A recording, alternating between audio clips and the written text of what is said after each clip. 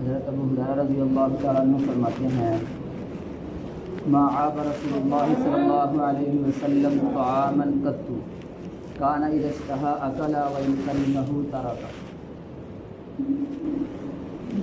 حضرت ابو ہریرہ رضی اللہ تعالیٰ عنہ فرماتے ہیں کہ نبی کریم صلی اللہ علیہ وسلم نے کھانے میں کبھی بھی عیب نہیں نکالا۔ جب چاہت ہوتی تو کھا لیتے، اگر چاہت نہ ہوتی تو چھوڑ دیتے، عیب نہیں نکالا کرے۔ تو کھانا رزق، یہ میرے دوستو اللہ رب العزت کی سب سے بڑی نعمت۔ جملہ مشہور ہے نا، جان ہے تو جہان ہے، تو رزق سے، کھانے سے ہی جان ہے۔ اس لحاظ سے رزق کھانا یہ سب سے بڑی نعمت ہے۔ اگر سوچا جائے یہ رزق جو ہے نا میرے دوستو، کتنے مراحل طے کر کے ایک لقمہ ہمارے حلق تک پہنچتا ہے، اور اللہ رب العزت کی ذات اگر ایک مرحلہ بھی اندر سے روک لے تو رزق ہمارے تک نہیں پہنچتا۔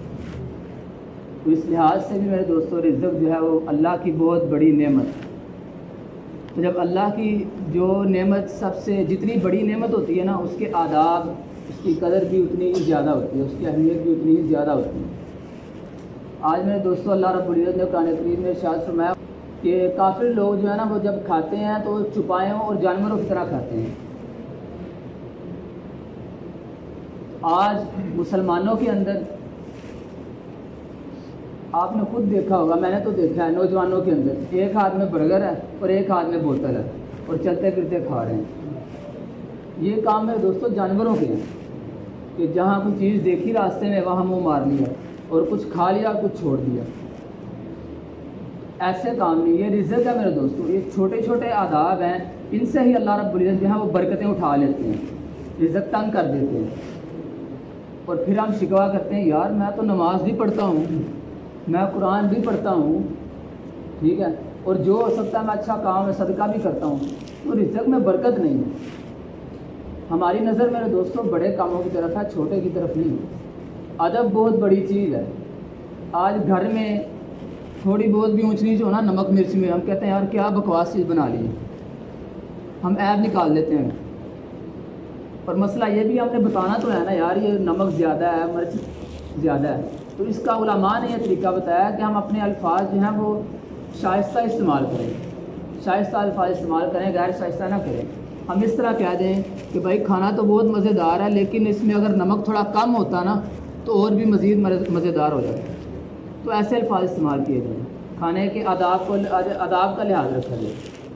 اگر ہم یہ کہہ دیں یار اچھی بنایا ہے اللہ یہ تو میرے سامنے، یہ میرے دوستوں بے ادبی میں آیا ہے، اور اس کی وجہ سے اللہ رب العزت جو ہے وہ رزق میں تنگی کر دیں، برکت اٹھا لیجیے، تو پھر زیادہ بھی ہمیں کم لگے گا۔ آج تہذیب ختم ہو رہی ہے، بد تہذیبی آتی جا رہی ہے، وجہ کہ ہم مغربی تہذیب کے پیچھے چلے ہوئے، ٹی وی موبائل جیسے ان کو دیکھتے ہیں ہم ویسے ہی کرنے لگ جاتے ہیں۔ تو چلنا پھرنا اس طریقے سے، کھانا یہ جانوروں کا طریقہ ہے میرے دوست، کھائیں طریقے سے کھائیں، ایک جگہ بیٹھ کے کھائیں، اور اتنا کھائیں جتنا ہم نے کھانا ہے، یہ نہیں اتنا کھا لیں اور اتنا لے لیں کہ کھایا ہی نہ جائے، بعد میں ہم درمیان میں چھوڑ دیں، ایسا بھی نہیں ہونا چاہیے۔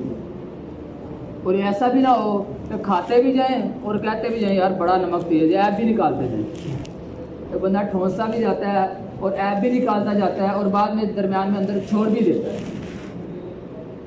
تو بے ادبی سے بچے میرے دوستوں۔